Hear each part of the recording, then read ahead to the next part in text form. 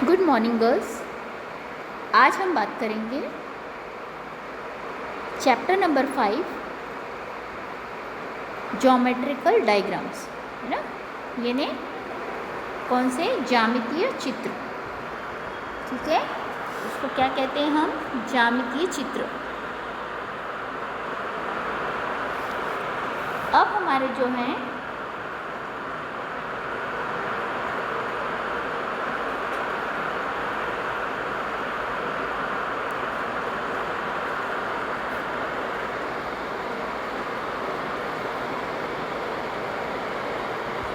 Geometrical diagram जो होते हैं आर यूजिंग ज्योमेट्रिकल इंस्ट्रूमेंट्स, है ना। इनको हम ज्योमेट्रिकल इंस्ट्रूमेंट्स के लिए हम क्या करते हैं, ज्योमेट्रिकल डायग्राम्स की सहायता से या उनके उपकरणों से हम इनको बनाते हैं, ठीक है। जैसे हमको अगर हम देखा जाए तो इसको हम दो प्रकार से, टू टाइप्स के होते हैं ज्योमेट्रिकल डायग्राम्स, है ना। ये तो ज्यामितीय चित्र, है ना। आपको पता है ज्योमेट्री में हमारे पास में हम ज्योमेट्रिकल इंस्ट्रूमेंट से क्या बनाते हैं, ज्योमेट्रिकल डायग्राम्स बनाते हैं, है ना। तो ये कैसे होते हैं? टू टाइप्स के होते हैं। पहला होता है बार डायग्राम्स और सेकंड होता है पाई डायग्राम्स, ठीक है। बार डायग्राम्स को कहते हैं हम दंड आरेख और पाई डायग्राम्स को बोलते हैं वृत्तीय आरेख, ठीक है। अब हम बात करेंगे बार डायग्राम्स की, ठीक है। सबसे पहले होते हैं बार डायग्राम्स, है ना। बार डायग्राम्स क्या होते हैं? जिसमें हम data can be represented using बस और रेक्टेंगुलर बार डायग्राम्स, है ना। जिसमें हमारा डेटा किस में होता है, डेटा को हम किस में यूटिलाइज करते हैं, बार्स में या रेक्टेंगुलर फॉर्म में क्या करते हैं। अगर हम डेटा को हम क्या करेंगे, रिप्रेजेंट करेंगे बार्स या फिर रेक्टेंगुलर फॉर्म में, तो उनको हम बार डायग्राम्स कहेंगे। ये सारे हमेशा कैसे होते हैं? वर्टिकल्स होते हैं या हॉरिजेंटल होते हैं, ठीक है। ये दंड चित्र जो होते हैं या दंड आरेख जो होते हैं हमारे, या तो उदग्र यानी वर्टिकल होते हैं, खड़े मतलब, है ना, या फिर ये क्षैतिज, क्षैतिज मतलब लेटी हुई अवस्था में पाए जाते हैं, ठीक है। तो ये कहलाते हैं हमारे दंड आरेख, ठीक है, या बार डायग्राम्स। अब हम बार डायग्राम्स की कैरेक्टरिस्टिक्स की बात करें, है ना, तो सबसे पहले उसकी विशेषताएं क्या क्या हैं हम ये देख लेते हैं। सबसे पहला है वैल्यू ऑफ वेरिएबल्स, है ना। इसमें चर के मूल्य, ठीक है। तो दंड से किसी भी वेरिएबल के हम मूल्य को प्रकट कर सकते हैं, है ना। मतलब किसी भी वेरिएबल का हमको क्या मिल जाएगी, वैल्यू मिल जाएगी इसमें, ठीक है। फिर है इसमें दंडों की लंबाई, है ना, या द लेंथ ऑफ बार्स, है ना। अब इसमें जितने भी हमारे बार हैं उनकी हमको कैसे मिल जाएगी, लंबाई पता चल जाएगी कि उनकी लेंथ कितनी है ना। फिर है then width of the bar, इसमें हमको जितने भी हमारे बार्स हैं उनकी विड्थ देखने को मिलेगी, है ना, कि उनकी मोटाई कितनी है, ठीक है। फिर है इक्वल डिस्टेंस, इसमें समान दूरी होती है ना, कि भाई हमारी जो दंड बन रहे हैं, ठीक है, चित्र में उनकी दूरी कैसी होनी चाहिए, समान होनी चाहिए। ऐसे नहीं एक आगे जा रहा है तो एक पीछे जा रहा है, नहीं, उनकी दूरी हमारे पास में कैसी होनी चाहिए। जब हम ग्राफ पेपर में बनाते हैं आरेख तो कैसे होने चाहिए, बिल्कुल बराबर या समान दूरी पे होने चाहिए, है ना। चाहे हम ग्राफ पेपर की सहायता से बनाएं चाहे हम कॉपी में बनाएं, पर इनकी दूरी कैसी होनी चाहिए, समान होनी चाहिए, है ना। फिर है अट्रैक्टिव, है ना। ये कैसे होना चाहिए, दंड आकर्षित होने चाहिए, है ना। मतलब हमारे जो बार्स हैं वो कैसे होने चाहिए, अट्रैक्टिव होने चाहिए। उसमें कलर्स कॉम्बिनेशन बहुत अच्छे से यूटिलाइज करके उनको कलरफुल और अट्रैक्टिव बनाना चाहिए। फिर है लास्ट बेस लाइन, यानी इसकी आधार रेखा, है ना। सभी दंड एक ही आधार रेखा पर स्थित होना चाहिए, मतलब उनकी बेस लाइन होना चाहिए, और एक ही बेस लाइन पे हम सारे दंड या हम डायग्राम्स को प्रिपेयर करेंगे, बार्स को, ठीक है। तो ये हो गया हमारा उसकी विशेषताएं। फिर है हमारा सिंपल बार डायग्राम, यानी सरल दंड आरेख। हमारे सिंपल बार डायग्राम जो हैं वो रिप्रेजेंट करते हैं वैल्यू ऑफ वेरिएबल्स को, है ना। मतलब दंड आरेख में चरों के मूल्य के विभिन्न दंडों को हम इसमें प्रदर्शित करते हैं, ठीक है। सरल दंड चित्र का निर्माण कब किया जाता है? जबकि पद मूल्यों की संख्या अपेक्षाकृत कम हो, है ना। उसमें वैल्यू कैसी हो? कम हो, तो हम उस वेरिएबल्स का काम करते हैं। और उनमें अत्यधिक अंतर भी नहीं होना चाहिए, बहुत ज़्यादा, है ना। मतलब उनकी वैल्यूज़ में बहुत ही ज़्यादा वेरिएंस भी नहीं होना चाहिए, ठीक है। एंड दंड आरेख, जो सरल दंड आरेख है, उनको बनाते समय हमको सर्वप्रथम उनका पैमाना देखना होता है ना, कि वो किस पैमाने के अनुसार बनेंगे। मतलब उसके स्केल पर हमको ध्यान रखना होगा फर्स्टली, है ना, कि उसकी हमारी स्केल जो है उसको हम डिटरमाइन कर लें कि हमारे बार्स की विड्थ कितनी होगी, उसका डिस्टेंस कितना होगा, ठीक है। तो ये सारी चीज़ें हम सिंपल बार डायग्राम में देखते हैं, ठीक है। देन नेक्स्ट है types of simple bar diagrams, है ना। अब सिंपल बार डायग्राम्स जो होते हैं उसके 2 टाइप्स हैं, ठीक है। सबसे पहला टाइप क्या है? वर्टिकल बार डायग्राम्स, है ना, और हॉरिजेंटल बार डायग्राम। यानी वर्टिकल बार डायग्राम यानी उदग्र, और हॉरिजेंटल यानी क्षैतिज बार डायग्राम, ठीक है। तो सबसे पहले हम बात करेंगे वर्टिकल बार डायग्राम की, ठीक है। When bars diagrams are thrown vertically, जब भी हमारे दंड चित्र सीधे या खड़े बनाए जाते हैं तो उनको उदग्र कहलाते हैं। तो उनको हम उदग्र बार डायग्राम कहते हैं या वर्टिकल बार डायग्राम्स कहते हैं। Vertical bar diagrams is should taken care highest bar, है ना। इसमें हम क्या देखते हैं कि हमारी हाईएस्ट बार कितनी है on left side and the smallest bar on right side, है ना। हम राइट से हमारे जो दंड आरेख बनाएंगे वो सबसे पहले ऊंचा, और हम बाएं से ऊंचाई के क्रम में दंड आरेख बनाते हुए सबसे छोटे की तरफ जाएंगे। इसके विपरीत भी हो सकता है कि हम छोटे बार डायग्राम से बड़े डायग्राम की तरफ आएँ, है ना। तो हमारे बार डायग्राम्स क्यों हैं, हम छोटे से बड़े की तरफ भी जा सकते हैं और बड़े से छोटे की तरफ भी हम जा सकते हैं, ठीक है। ये तो हो गया हमारा सिंपल बार डायग्राम। अब हम बात करेंगे इसका सेकंड, क्षैतिज दंड चित्र, है ना। क्षैतिज दंड चित्र जो है हमारा, ठीक, उसमें हम जितने भी हॉरिजेंटल बार डायग्राम्स होते हैं वो हम कैसे बनाते हैं? उदग्र डायग्राम खड़े न बनाते हुए हम क्षैतिज यानी लेटी हुई अवस्था में बनाते हैं, तो उनको क्षैतिज बार डायग्राम कहते हैं, ठीक है। मतलब हॉरिजेंटल बार डायग्राम कहा जाता है ना जब हॉरिजेंटल फॉर्म में या स्लीपिंग पोजीशन में हम बार्स को बनाते हैं तो वो क्या कहलाएंगे? हमारे हॉरिजेंटल बार डायग्राम्स कहलाएंगे।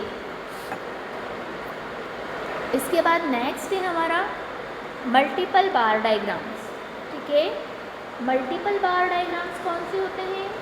जिसके अंतर्गत multiple bar diagram is used when we have to make comparison, जब हमें कंपैरिजन की रिक्वायरमेंट हो 2 और मोर वेरिएबल्स में, like income, expenditure, imports, exports, है ना, लाइक डिफरेंट ईयर्स के, है ना, या फिर हमको ऑब्टेन मार्क्स देखने हैं बॉयज़ के, गर्ल्स के, है ना, डिफरेंट सब्जेक्ट्स के, तो हम मल्टीपल बार डायग्राम्स को यूटिलाइज़ करेंगे। इन्हें बहुगुणी दंड आरेख जो होता है वो, उसमें हम 2 या 2 से अधिक परस्पर तथ्यों के दंड आरेख में हम उसको बनाते हैं, जिसमें हमको क्या है, डेटा, हमको बहुत सारे वेरिएबल्स का डेटा अगर हमें ज़रूरत पड़े तो हम मल्टीपल बार डायग्राम्स बनाते हैं, ठीक है। इसके बाद है हमारा सब डिवाइडेड बार डायग्राम्स, है ना। अब हमारा सब डिवाइडेड बार डायग्राम्स जो हैं उसमें subdivided bar diagram is also known as component bar diagram, इसको हम कंपोनेंट बार डायग्राम भी कहते हैं, है ना। यानी उपविभाजित या अंतर विभक्त दंड आरेख। इसमें संपूर्ण मूल्य का एक दंड बनाकर हम उसमें उपविभाजन कर देते हैं, ना। इसमें हमको उनकी लंबाई के अनुपात के तथ्यों के मूल्य के अनुसार मिल जाती है ना। तो हमारा जो सब डिवाइडेड बार डायग्राम से वो फर्दर सब डिवाइडेड वेरियस कंपोनेंट्स के काम आता है। And each bars are kept on parts in the same order, है ना। ये हर एक जो बार्स होते हैं वो सेम ऑर्डर में काम करते हैं, ठीक है। इसका डिस्टेंस जो है कंपोनेंट्स का वो प्रॉपर आता है, ठीक है। तो ये हो गए सब डिवाइडेड बार डायग्राम्स, ठीक। फिर है हमारा परसेंटेज बार डायग्राम्स, ठीक है। अब हमारा परसेंटेज बार डायग्राम्स क्या है? परसेंटेज बार डायग्राम है एक टाइप है जो सब डिवाइडेड बार डायग्राम को रिप्रेजेंट करता है, ठीक है। तो इस चित्र में हम इसको प्रदर्शनीय सामग्री या प्रतिशत के रूप में भी दिखाते हैं, इसलिए इसको प्रतिशत दंड आरेख कहते हैं। इसमें समान लंबाई के दंड खींचकर उनकी लंबाई से 100 मानकर उनके प्रतिशत के आधार पर खंडों में उसको क्या करते हैं, विभाजित करते हैं, ठीक है। तो इसका हम 100 को आधार मान करके उसको अलग अलग खंडों में विभाजित करते हैं। मतलब 100 को हम क्या कर लेते हैं, 100 को उसका कंपोनेंट मान करके उसको हम क्या करेंगे, अलग अलग इसमें एज्यूम करके इक्वल लेंथ के अकॉर्डिंगली हम 100 से इक्वल बार्स को क्या करेंगे, डिवाइड करेंगे। तो हमारे पास में क्या आ जाएगा, परसेंटेज बार डायग्राम का चार्ट बन के रेडी हो जाएगा, ठीक है। अब हम आगे बात करेंगे डेविएशन बार डायग्राम। डेविएशन बार डायग्राम यानी विचलन दंड आरेख, ठीक। अब विचलन दंड आरेख यानी डेविएशन बार डायग्राम जो है is use presenting the changes in the statistical data under study.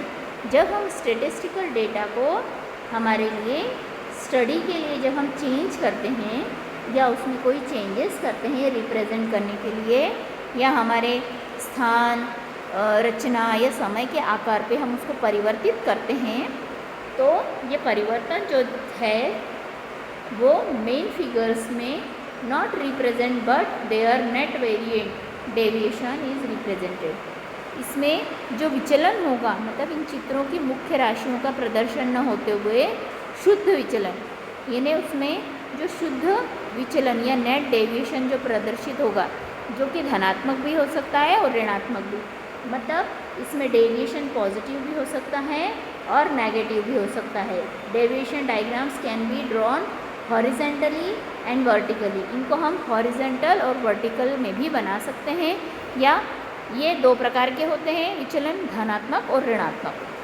तो ये विचलन दंड चित्र को हम लंबवती क्षैतिज किसी भी रूप में भी हम बना सकते हैं, मतलब हॉरिजेंटल या वर्टिकल दोनों में हम इसको प्रिपेयर कर सकते हैं, ठीक है। तो ये हो गया हमारा डेविएशन बार डायग्राम। अब है हमारे पास में पाई डायग्राम, है ना। पाई डायग्राम का मतलब क्या हुआ, वृत्तीय आरेख, ठीक है। अब पाई डायग्राम जो है, pie diagram are attractive and simple. जो वृत्त चित्र होते हैं देखने में आकर्षक भी होते हैं और सरल भी होते हैं, ठीक है।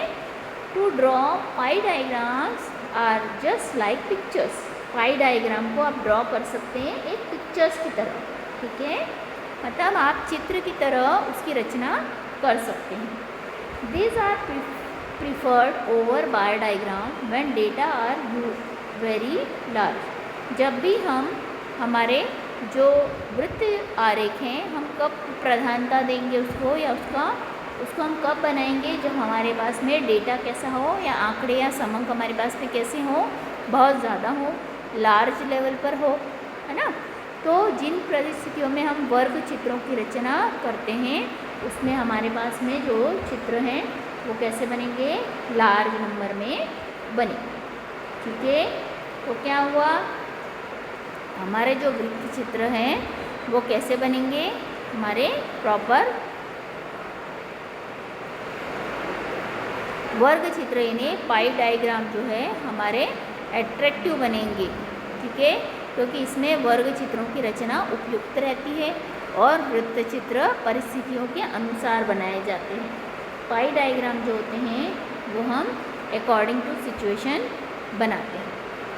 ठीक है, तो पाई डायग्राम जो है हमारे 2 टाइप्स के होते हैं। ठीक है, इसमें 2 टाइप्स हैं। सबसे पहला है simple circular diagram and then second है सब डिवाइडेड सर्कुलर डायग्राम। ठीक है, तो सबसे पहले हम फर्स्ट देखेंगे सिंपल सर्कुलर डायग्राम। ठीक है, अब सिंपल सर्कुलर डायग्राम जो होता है for drawing simple and circular diagram, ये सिंपल होता है। साधारण चित्र को निर्माण करने के लिए हम क्या करते हैं, किसी भी वृत्त की, है ना, मतलब किसी भी सर्कल की हम क्या रेडियस, है ना, त्रिज्या, अगर हिंदी में कहें तो हम त्रिज्या और इंग्लिश में कहें तो रेडियस। ठीक है, तो रेडियस को हम फाइंड करते हैं and area of the sector, जो हमारा क्षेत्रफल है हम उसको ज्ञात कर लेते हैं। Then it is taken care of area sector represents, इसके आधार पर हमारा जो एरिया ऑफ सेक्टर्स है उसकी वैल्यू हमारे पास में आ जाती है। ठीक है, मतलब हमारे साधारण वृत्त चित्र को निर्माण करते समय हम क्या करते हैं, वृत्त की त्रिज्या के आधार पर उसका क्षेत्रफल ज्ञात कर लेते हैं। और हम ये भी देख सकते हैं कि हमारे क्षेत्रफल किस मूल्य पर प्रदर्शित होता है, और फिर उसी आधार पर हम 1 वर्ग सेंटीमीटर के द्वारा हम मूल्य को प्रदर्शित भी कर सकते हैं। हम चाहे जो पैमाना बना सकते हैं, मतलब हमारा सर्कल का जो स्केल है हम कोई भी डिफाइन कर सकते हैं। जैसे वृत्त का क्षेत्रफल पाई आर का स्क्वायर होता है, तो हम पाई से आशय हम त्रिज्या या रेडियस को व्यक्त करते हैं, है ना। आर का मतलब क्या होता है, वृत्त की अर्ध व्यास, है ना, या फिर उसकी आधी रेडियस, है ना, हाफ रेडियस। ठीक है, और पाई की वैल्यू कितनी होती है, 22/7। ठीक है, तो इस तरीके से हमको इसकी पाई की वैल्यू भी क्या मिल जाती है, पता चल जाती है। ठीक है, तो ये हो गया सिंपल सर्कुलर डायग्राम। इसके बाद नेक्स्ट है हमारा सब डिवाइडेड सर्कुलर डायग्राम। अब हमारा सब डिवाइडेड सर्कुलर डायग्राम है, it is also known as angular diagram, है ना, इसको कोणीय वृत्तखंड भी कहते हैं। ठीक है, और इसमें diagram when the data is divided into सब पार्ट्स, इसमें हमारे डेटा को हम क्या करते हैं, उपविभागों में बांटते हैं, है ना। तो सब पार्ट्स जो हैं वो होल सर्कल के अकॉर्डिंगली डिवाइड होते हैं, मैनी नंबर्स में, प्रोपोर्शंस में। ठीक है, तो इसमें दंड और आयत के विभक्त करने के लिए हमारे वृत्त को भी हम अंतर विभक्त करते हैं। मतलब हमारे बार डायग्राम जो हैं वो अलग अलग इसमें अलग अलग रेडियस में अंतर विभक्त हो जाते हैं। ठीक है, तो ये हमारा सब डिवाइडेड सर्कुलर डायग्राम है ना। इसमें क्या होता है, हमारा सेंटर ऑफ द सर्कल होता है वो कैसा होता है, 360 डिग्री का होता है। मतलब हमारे एंगल्स जो होते हैं वो टोटल वैल्यूज़ के अकॉर्डिंगली इक्वल होते हैं 360 डिग्री पर। आपको सभी को पता है हमारा 360 डिग्री का डायग्राम्स होते हैं ना, सब डिवाइडेड डायग्राम जो होते हैं। ठीक है, तो इसकी वैल्यू जो है हम 360 के अकॉर्डिंगली क्या करेंगे, एंगल्स की हम सेंटर करके निकालेंगे। ठीक है, लाइक जैसे हम किसी भी फूड आइटम के एक्सपेंडिचर की बात करें तो हम कह देंगे भाई 36% हमने क्लॉथ्स के लिए एक्सपेंसेस किए हैं, या 72% जो है हमने फूड के लिए किया है ना। या मिसलेनियस एक्सपेंसेस जो हैं हमारे 36 डिग्री है, पावर एंड इलेक्ट्रिसिटी हमारी 126 डिग्री है, एंड हाउस जो है हमारा 90 डिग्री का एक्सपेंसेस है। मतलब हम एक्सपेंसेस को क्या कर सकते हैं, 360 में सब डिवाइडेड कर सकते हैं। तो इसीलिए इसको सब डिवाइडेड या अंतर विभक्त वृत्त चित्र भी कहा जाता है। ठीक है, क्योंकि एक सर्कल जो होता है उसका वैल्यू कितनी होती है, 360 डिग्री। ओके, तो आज के लिए गर्ल्स हमारे टॉपिक को हम यहीं क्लोज़ करते हैं, ठीक है। तो नेक्स्ट वीडियो में हम चैप्टर के आगे के पार्ट को हम डिस्क्राइब करेंगे। तो तब तक के लिए थैंक यू।